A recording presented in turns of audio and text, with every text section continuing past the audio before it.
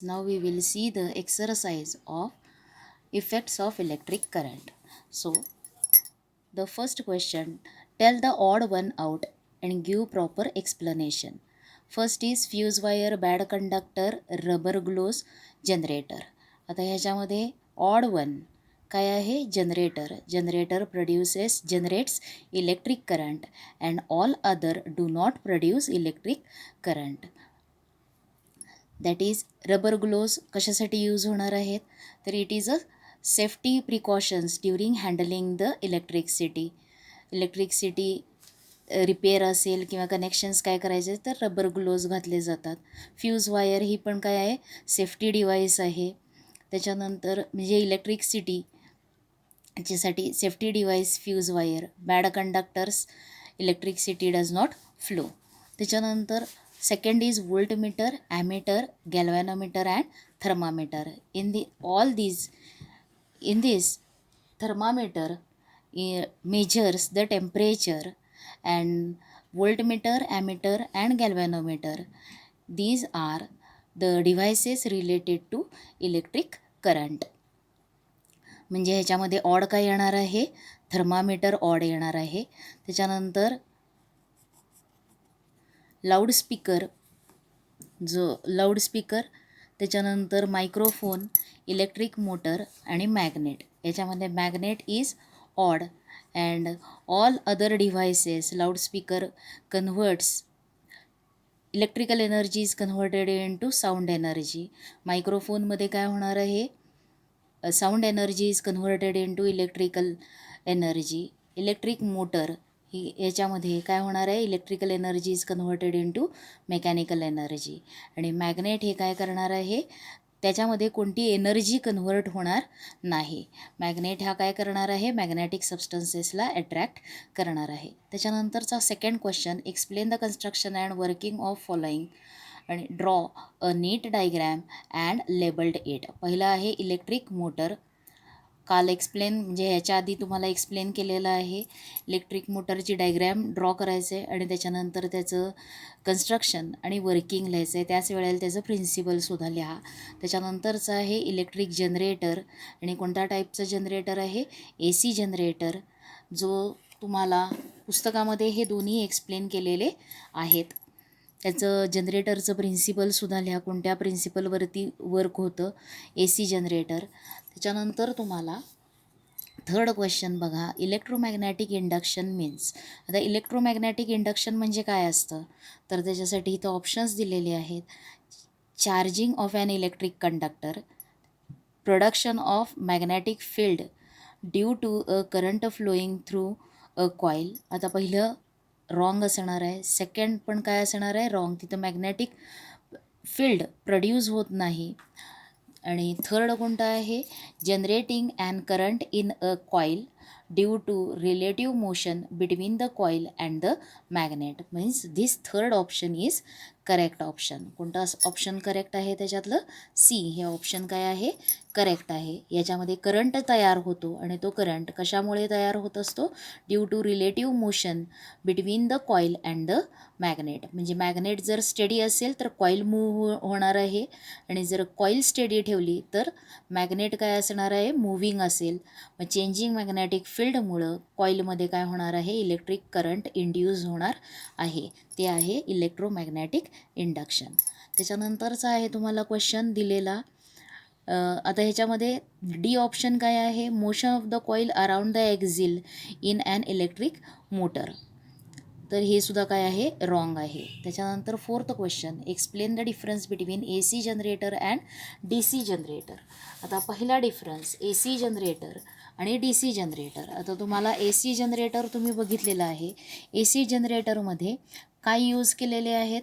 तर इथं rings construction तुम्ही बघितलं तर त्या कन्स्ट्रक्शनमध्ये काय यूज केलेले आहेत? कंडक्टिंग रिंग्स यूज केलेले आहेत. आणखीन आता DC जनरेटर जर बघितला तर DC जनरेटर इथं तुम्हाला एक्सप्लेन केलेलं आहे थोडंफार. आता DC जनरेटर जो आहे त्याच्यामध्ये आपल्याला एक्सटर्नल सर्किटमध्ये काय मिळणार आहे? डायरेक्ट करंट मिळणार आहे. आता त्या DC जनरेटरची डायग्रॅम तुम्हाला क्वेश्चन नंबर 11मध्ये आहे. ही डायग्रॅम जी आहे, ही डायग्रॅम कशाची आहे? डी सी जनरेटरची आहे. These R magnetic horseshoe magnet, त्याचे पोल्स, आणि त्याच्यामध्ये ही कॉईल आहे. आर्मेचर कॉईल फिक्स केलेली आहे. आणि इथं काय यूज केलेले आहेत? स्प्लिट रिंग्स यूज केले आहेत. जसं इलेक्ट्रिक मोटरमध्ये यूज केलेले आहेत तसे इलेक्ट्रिक मोटरसारखे स्प्लिट रिंग्स डी सी जनरेटरमध्ये यूज केलेले असतात. Split rings are used in D C generator. आणखीन ए सी जनरेटरमध्ये काय यूज केलेलं आहे? Conducting rings. हा मेन डिफरन्स. त्याच्यानंतर आता एक्सटर्नल सर्किट जर बघितलं तर या एक्सटर्नल सर्किटमध्ये काय यूज केलेलं आहे? इथं ॲमीटर लिहिलं आहे. काही वेळेला काय यूज असतो किंवा आपल्याला करंट जो आहे तो कॉन्स्टंट फ्लो होतो, युनिडायरेक्शनल फ्लो होतो, याच्यासाठी डी सी जनरेटरमध्ये बल्ब यूज केलेला असतो. आणि ए सी जनरेटरमध्ये काय यूज केलेलं आहे? तर ए सी जनरेटरमध्ये गॅल्व्हॅनोमीटर यूज केलेला आहे to check the direction of electric current. इथं अल्टरनेटिंग करंट तयार होणार आहे. ए सी जनरेटरमध्ये which type of current is generated? Alternating current generate होणार आहे. म्हणजे प्रत्येक हाफ सायकलमध्ये करंटची डायरेक्शन रिव्हर्स होणार आहे, चेंज होणार आहे. आणि डी सी जनरेटरमध्ये काय असणार आहे? तर प्रत्येक म्हणजे पूर्ण सायकलमध्ये काय असणार आहे? तिथं डायरेक्शन चेंज होणार नाही. Current flows in one direction in the external circuit. आता हे का घडतं? तर याच्यामध्ये डी सी मोटर जी आहे, in the D C does not change the direction in external circuit. External current जो आहे, सर्किटमधला करंट आहे, त्याची डायरेक्शन चेंज होत नाही. आणि याच्यामध्ये काय यूज केलेलं आहे? A split ring is fixed on the axle like a split ring used in electric motor. Electric मोटरमध्ये जशा स्प्लिट रिंग यूज केलेल्या आहेत तशाच डी सी जनरेटरमध्ये यूज केलेल्या असतात. आता because of this arrangement the branch of the coil going up, जी वरच्या बाजूला मूव्ह होणार आहे त्या ती ब्रांच अपवर्ड डायरेक्शनमध्ये जाणार आहे, is always connected with one brush, and the branch which is going downward is always connected with the another brush. Hence the current flows in one direction in the external circuit. आणि यालाच काय म्हटलेलं आहे? या जनरेटरला काय म्हणायचं आहे? D C generator. मग ए सी जनरेटरमध्ये alternating current is used. External सर्किटमध्ये जो करंट असणार आहे तो काय असणार आहे? त्याची डायरेक्शन प्रत्येक हाफ रोटेशनला काय असणार आहे? अल्टरनेटिंग या चेंज होणारी असणार आहे. आणि डी सी जनरेटरमध्ये the current flows in one direction. हे झाला दुसरा डिफरन्स. आता त्याच्यानंतर तुम्हाला कोणता क्वेश्चन दिलेला आहे? तर याच्यामध्ये device next question, 5th question. आणि कोणता आहे 5th question? Which device is used to produce electricity?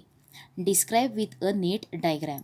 आता इथं तुम्हाला डिव्हाइसेस दिलेले, electric motor, galvanometer, electric generator आणि व्होल्टमीटर. याच्यामध्ये इलेक्ट्रिसिटी जनरेट करणारा डिव्हाइस कोणता आहे? तर इलेक्ट्रिक जनरेटर. आणि आता इथं कोणतं डिव्हाइस दिलेलं आहे? Electric generator. A C generator तुम्हाला एक्सप्लेन केलेलं आहे पुस्तकामध्ये. आणि डी सी जनरेटरसाठी इथं तुम्हाला दिलेलं आहे. मग डी सी जनरेटरची डायग्रॅम कुठं असणार आहे? Describe with a neat diagram. मग डायग्रॅम कोणती असणार आहे? जी तुम्हाला या पेजवरती आहे डायग्रॅम. ही डायग्रॅम कशाची आहे? D C generator.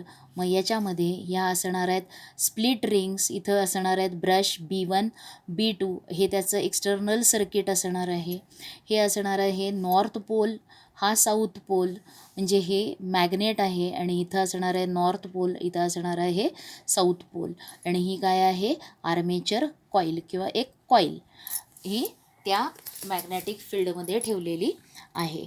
आता हे असणार आहे डी सी जनरेटर. याच्यामध्ये सुद्धा काय केलं जाणार आहे? एक्झिलवरती स्प्लिट रिंग फिक्स केलेले आहेत. आणि कॉईलची एक ब्रांच एका ब्रशला ऑलवेज कॉन्टॅक्टमध्ये राहणार आहे.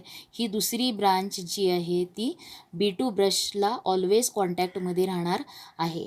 आता ही कॉईल रोटेट करायची आहे आणि ती रोटेट करण्यासाठी एक्सटर्नल एनर्जी इज यूज्ड.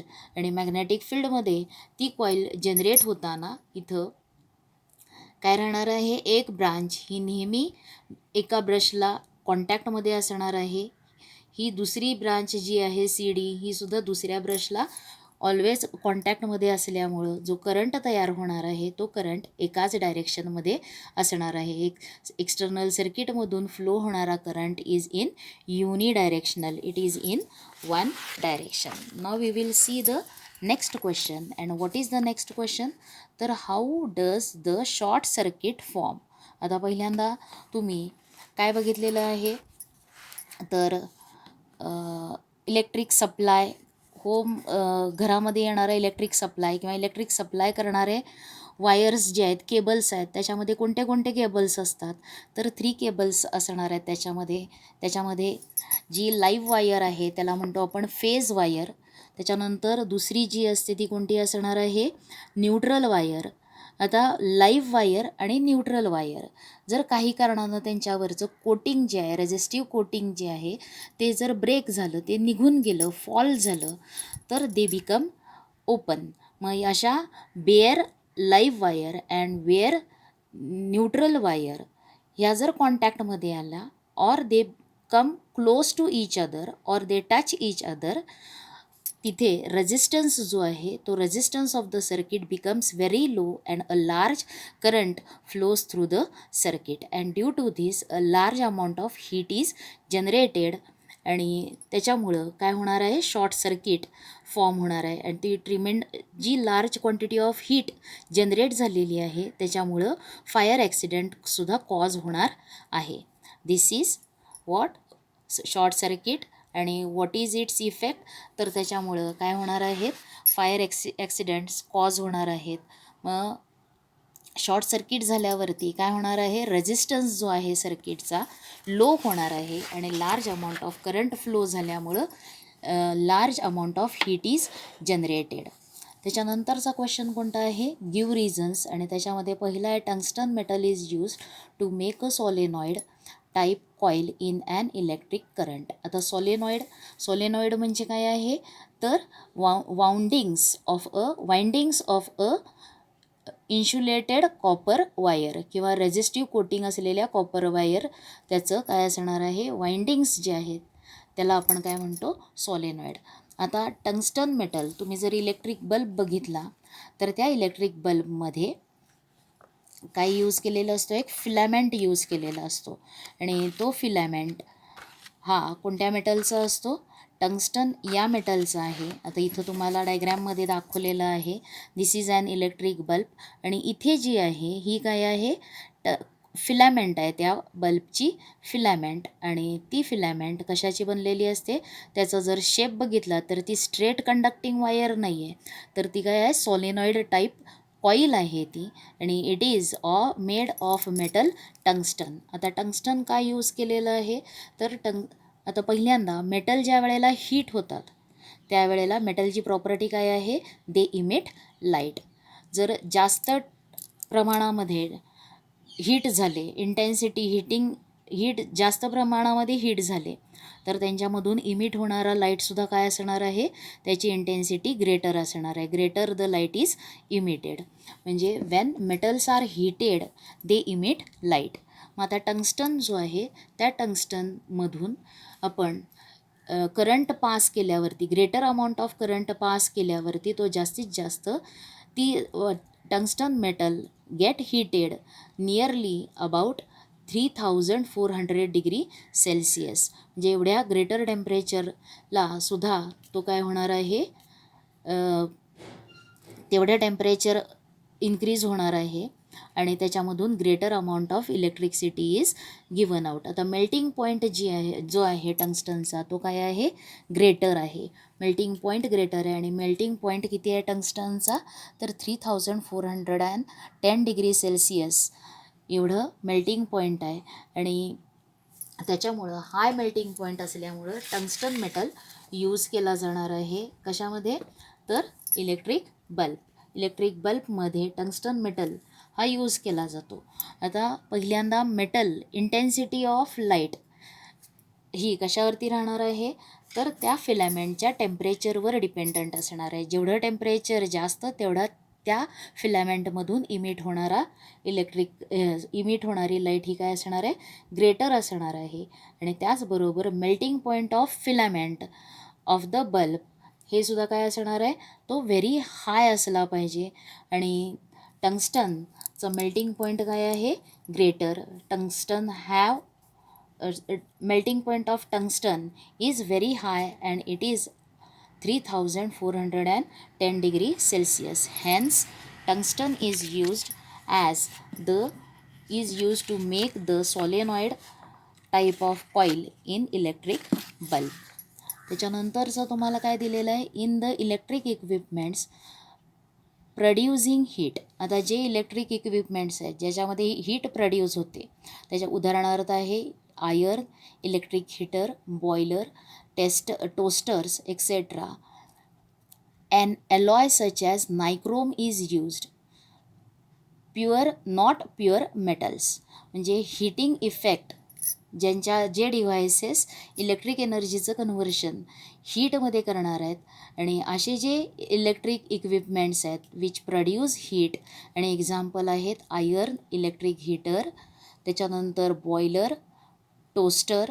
आणि याच्यामध्ये काय यूज केली जाते, फिलॅमेंट म्हणून किंवा कॉईल जी आहे ती कॉईल कशाची असणार आहे, एलॉय यूज केला जातो.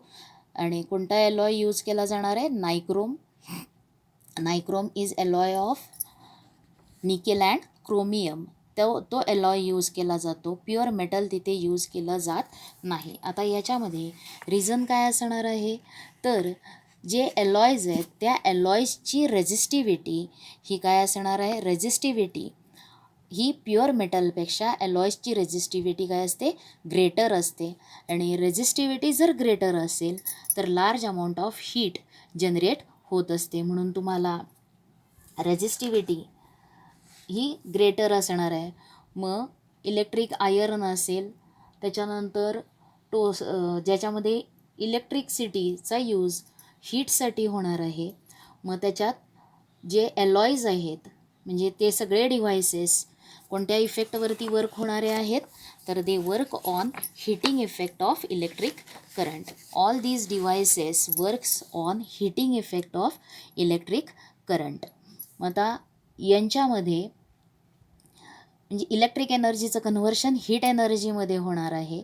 आणखीन मग एलॉयज जो नायक्रोम आहे, एलॉयज सच ॲज नायक्रोम, आणि त्याची रेझिस्टिव्हिटी काय आहे, हाय. इट हॅज हाय रेझिस्टिव्हिटी आणि त्याच्यामुळं हाय टेम्परेचर जनरेट होणार आहे. त्याचं ऑक्सिडेशन विदाऊट ऑक्सिडेशन त्याचं इट प्रोड्युसेस हाय टेम्परेचर. आणि so nichrome alloy is used in heating devices, heating electric equipments producing heat and not the pure metal. Pure मेटलच्या पेक्षा alloys जे आहेत त्या एलॉयजची रेझिस्टिव्हिटी काय असते, ग्रेटर. आणि जर रेझिस्टिव्हिटी ग्रेटर असेल तर तयार होणारी हीटसुद्धा काय असते, ग्रेटर अमाऊंटमध्ये असते. म्हणून एलॉयज यूज केले जातात हीटिंग इफेक्ट जिथे यूज करायचं आहे त्या डिव्हायसेसमध्ये. कॉईल म्हणून कोणाचा यूज केला जाणार आहे, एलॉयजचा यूज केला जातो. तिथे कॉईल प्युअर मेटलची यूज करत नाहीत, because resistivity of pure metal is less than resistivity of alloy. आणि जी हीट जनरेट होणार आहे ती कशावरती डिपेंडंट असणार आहे, रेझिस्टिव्हिटीवरती डिपेंडंट असणार आहे. Higher the resistivity larger is the heat produced. म्हणून nichrome is used and not the pure metal. त्याच्यानंतरचं आहे for electric power transmission copper or aluminium wire is used. आता इलेक्ट्रिक पॉवर ट्रान्समिट करायची असेल तर घरामध्ये आपण आपलं घरामधलं इलेक्ट्रिक फिटिंग बघतो, त्याच्यामध्ये ज्या वायर्स यूज केल्या जातात इलेक्ट्रिसिटी कंडक्ट करण्यासाठी, ट्रान्समिट करण्यासाठी, त्याच्यामध्ये कोणते मेटल असतात, कॉपर अँड ॲल्युमिनियम. आता first of all they are good conductor of electricity, both are good conductor of electricity. आणि आता हे गुड कंडक्टर आहेत. आता गुड कंडक्टरची डेफिनेशन्ससुद्धा तुम्हाला 9th झालेलं असेल. ज्याची रेझिस्टिव्हिटी, ज्या सबस्टन्सची रेझिस्टन्स कमी किंवा ज्याची रेझिस्टिव्हिटी कमी तो काय असतो, गुड कंडक्टर असतो. म्हणून कॉपर आणि ॲल्युमिनियमची रेझिस्टिव्हिटी काय असणार आहे, लो असणार आहे. मग लो रेझिस्टिव्हिटी असल्यामुळं ट्रान्समिशनच्या वेळेला होणार आहे, इलेक्ट्रिसिटी फ्लो त्याच्यामधून होणार आहे, त्यावेळेस तयार होणारी हीट ही सुद्धा काय असणार आहे, कमी असणार आहे. म्हणजेच heat generated is comparatively low. Therefore for electric power transmission which metal wires are used, copper and aluminium. याच्यामध्ये 2 पॉईंट्स इम्पॉर्टंट. फर्स्ट कोणतं असणार आहे, तर both are good conductor of electricity. आणि दुसरा पॉईंट काय असणार आहे, त्यांची रेझिस्टिव्हिटी. त्यांची रेझिस्टिव्हिटी काय आहे, लो रेझिस्टिव्हिटी आहे. रेझिस्टिव्हिटी लो असेल तर इलेक्ट्रिक पॉवर ट्रान्समिट होत असताना जनरेट होणारी हीट ही काय असणार आहे, कमी. आणि therefore these two metal wires are used in the transmission of electric power. त्याच्यानंतरचा कोणता आहे, in practice the unit kilowatt R is used for the measurement of electric energy rather than joules. आता तुम्हाला पॉवर, इलेक्ट्रिक पॉवर तुम्ही बघितलं. Electric power म्हणजे काय असणार आहे, electrical energy used upon time. जेवढी इलेक्ट्रिकल एनर्जी यूज केलेली आहे upon time. Power is equal to work upon time. तुम्ही इलेक्ट्रिक पॉवर हे पहिल्या पार्टमध्ये बघितलेलं आहे. 9thमध्ये सुद्धा तो पार्ट थोडासा तुम्ही बघितलेला आहे. आता याच्यामध्ये पॉवर इज इक्वल टू काय असणार आहे, electrical energy consumed upon time. मग आता इलेक्ट्रिकल एनर्जी किती यूज केली त्याचं युनिट काय आहे, किलोवॅट आर. आता kilowatt R is a greater unit, ते ग्रेटर युनिट आहे. त्याचबरोबर एनर्जीचं स्मॉलर युनिट कोणतं आहे, जूल्स. जूल्स हे काय आहे, स्मॉलर युनिट आहे. आता 1 kilowatt R is equal to 3.6 × 10⁶ joules. हे पण तुम्हाला माहिती आहे. ह्याचं 1 किलोवॅट आर म्हणजे किती जूल्स असणार आहेत, तर 3.6 × 10⁶ जूल्स एवढं असणार आहे. आता पहिल्यांदा इलेक्ट्रिकल एनर्जी मेजर करण्याचं ग्रेटर युनिट कोणतं आहे, किलोवॅट आर, आणि स्मॉलर युनिट कोणतं आहे, जूल्स. आता जी डेली यूज होणारी इलेक्ट्रिकल एनर्जी जी आहे ती एनर्जी, कन्झ्युम केलेली एनर्जी, यूज होणारी एनर्जी जर जूल्समध्ये मेजर करायची झाली तर त्याची जो न्यूमरिकल व्हॅल्यू असेल ती काय असणार आहे, ग्रेटर असणार आहे. कारण का 1 किलोवॅट आरचं जर जूलमध्ये कन्व्हर्शन केलं तर 1 kilowatt R is equal to how many joules आहेत, तर 1.3. 1 kilowatt hour, 1 kilowatt R is equal to 3.6 × 10⁶ joules. आता हा केवढा मोठा नंबर येणार आहे, तर 3.6 डेसिमल पॉईंट जर आपण घालवला तर 3.6 वरती किती झिरोज येणार आहेत, 5 झिरोज. म्हणजे हा नंबर काय असणार आहे, मोठा होणार आहे. म्हणून कन्व्हिनियंट आपल्याला जे काही जो एनर्जी मेजर करायची आहे, इलेक्ट्रिकल एनर्जी मेजर करण्यासाठी कन्व्हिनियंट, सोपी जावी म्हणून कोणतं युनिट यूज केलेलं आहे, greater unit is used and that is kilowatt hour. हे यूज केलं आहे रॅदर दॅन जूल्स. जूल्स हे लहान युनिट आहे आणि किलोवॅट आर हे काय आहे, ग्रेटर युनिट आहे आणि ते कन्व्हिनियंट होणार आहे. It is more convenient to use kilowatt hour unit. हे यूज करणं जास्त कन्व्हिनियंट होणार आहे, सोयीस्कर होणार आहे कोणापेक्षा, जूल्समध्ये मेजर करण्यापेक्षा. हे झालं त्याचं आन्सर. त्याच्यानंतरच आपल्याला 8th क्वेश्चन बघा. Which of the statement given below correctly describe the magnetic field near a long straight current carrying conductor.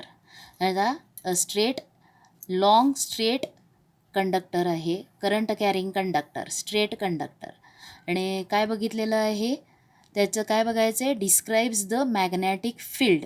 त्याच्या भोवती तयार होणारं मॅग्नेटिक फील्ड हे कोणत्या स्टेटमेंटमुळं आपल्याला डिफाईन होणार आहे, तर the magnetic lines of force are in the plane perpendicular to the conductor in the form of a straight line. इथं ज्या मॅग्नेटिक लाईन्स ऑफ फोर्स आहेत त्या काय दिलेल्या आहेत, straight line.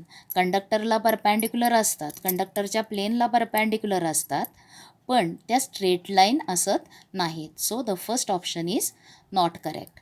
The magnetic lines of force are parallel to the conductor on and all the sides of conductor. कंडक्टरला त्या magnetic lines of force अशा पॅरलल असणार नाहीत. This is also wrong option. The magnetic lines of force are perpendicular to the conductor going radially outward.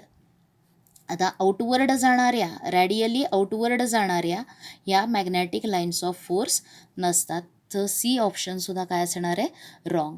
आणि fourth काय आहे, the magnetic lines of force are in concentric circles with the wire as the centre in a plane perpendicular to the conductor. बघा हे D option जे आहे ते काय आहे, करेक्ट. तुम्हाला इथं डायग्रॅम आहे त्याची, आणि ती कोणती डायग्रॅम आहे, तर या इथं तुम्हाला दिलेलं आहे. See this is a straight current carrying conductor. आणि ह्या मॅग्नेटिक लाईन्स ऑफ फोर्स ज्या आहेत त्या कशा आहेत, कॉन्सेंट्रिक सर्कल्स आहेत. आणि त्याच्यामध्ये कंडक्टर हा काय असणार आहे, सेंटर आहे. आणि ते तिथं एक्सप्लेन होतं आहे. कळलं आहे, म्हणजे द डी ऑप्शन हे is the correct option. D option is the correct option. आता याच्यामध्ये 9th क्वेश्चन बघा, व्हॉट इज अ सॉलेनॉइड. आता सॉलेनॉइड म्हणजे काय असणार आहे, तर सॉलेनॉइड इज अ, काय आहे सॉलेनॉइड, ते आपण इथं तुम्हाला दिलेलं आहे. तर solenoid is a loop copper wire. Page number 54वरती त्याचा आन्सर आहे. आणि काय आहे, तर when a copper wire with a resistive coating is bounded in a chain of loops it is called as solenoid. आता त्याच्यानंतरचा क्वेश्चन काय आहे, तर ही डायग्रॅम त्याला ड्रॉ करायची आहे. हे तुमचं सॉलेनॉइड आहे आणि ते सॉलेनॉइडमधला एक एंड काय होणार आहे, नॉर्थ पोल होणार आहे आणि दुसरा एंड साऊथ पोल म्हणून ॲक्ट होणार आहे. आता तुम्हाला तिथे क्वेश्चन काय आहे पुढं विचारलेला, तर compare the magnetic field produced by a solenoid with the magnetic field of a bar magnet आणि draw neat figure and name various components. आता ह्याच्यामध्ये तुम्हाला जसं तुम्हाला एक्सप्लेन केलेलं आहे, मॅग्नेटिक फील्ड जे तयार होतं सॉलेनॉइडच्या भोवती ते कुणाला सिमिलर असणार आहे, तर ते बार मॅग्नेटचं जसं मॅग्नेटिक फील्ड असणार आहे त्यालाच ते काय असणार आहे, सिमिलर असणार आहे. ते तुम्हाला त्या सॉलेनॉइडच्या पेजवरती 54 पेजवरती आहे. थोडं वाचा तिथले लाईन्स, आणखीन ते लिहा, डायग्रॅम नीट ड्रॉ करा. Now we will see the 10th question. आणि 10th क्वेश्चनमध्ये तुम्हाला डायग्रॅम्स दिलेले आहेत. आता त्या डायग्रॅम्स आयडेंटिफाय करायचे आहेत आणि तुम्हाला ते कन्सेप्ट काय करायचे, एक्सप्लेन करायचे. आता ए फिगरमध्ये तुम्हाला काय दिसतो, राईट हँड, आणि काय आहे, फ्लेमिंग्स राईट हँड रूल हा एक्सप्लेन होणार आहे फर्स्ट फिगरवरून. मग तुम्हाला डायग्रॅम लिहायचं आहे. डायग्रॅम ए काय रिप्रेझेंट करतो, फ्लेमिंग्स राईट हँड रूल. तो रूल काय आहे तो लिहा. त्याच्यानंतर बी डायग्रॅममध्ये कोणता हँड आहे, लेफ्ट हँड आहे, म्हणून इथे कोणता होणार आहे, तर फ्लेमिंग्स लेफ्ट हँड रूल असणार आहे. आता फ्लेमिंग्स लेफ्ट हँड रूल कशासाठी यूज होतो, तर फ्लेमिंग्स लेफ्ट हँड रूल हा कशासाठी यूज होतो, तर force acting to find the direction of force acting on the conductor. म्हणजेच त्या फोर्समध्ये फोर्सची डायरेक्शन जी आहे त्या डायरेक्शनमध्ये तो कंडक्टर काय होणार आहे, मूव्ह होणार आहे. हे कळणार आहे आपल्याला कशावरून, फ्लेमिंग्स लेफ्ट हँड रूल. आणि फ्लेमिंग्स राईट हँड वरून काय लक्षात येणार आहे, कशासाठी यूज केला जातो Fleming's right hand rule. Fleming's right hand rule is used to find the direction of induced current. हे एक्सप्लेन करा.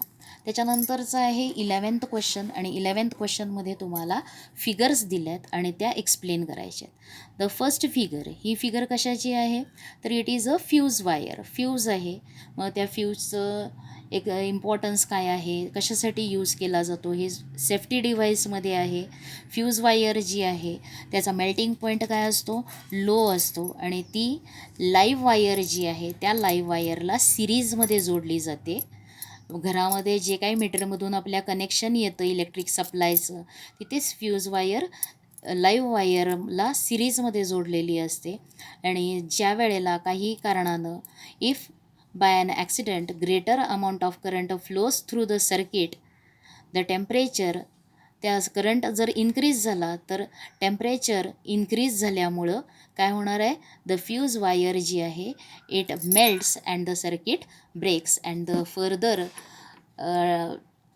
मिसेफ आर अवॉइडेड. जे काही ॲक्सिडेंट कॉज होणार आहेत, फायर ॲक्सिडेंट कॉज होतील काय, ते स्टॉप अवॉइड केलं जाणार आहे. त्याच्यानंतर हे काय आहे, MCB मिनिएचर सर्किट ब्रेकर. त्याचा यूजसुद्धा काय होणार आहे, सेफ्टी डिव्हाइस म्हणून होणार आहे. ते तुम्हाला वाचा, इथं लिहायला येईल त्याचा यूज काय आहे. त्याच्यानंतरचा डायग्रॅम कशाचा आहे, तर सी हा डायग्रॅम कशाचा आहे, इलेक्ट्रिक DC जनरेटर आहे.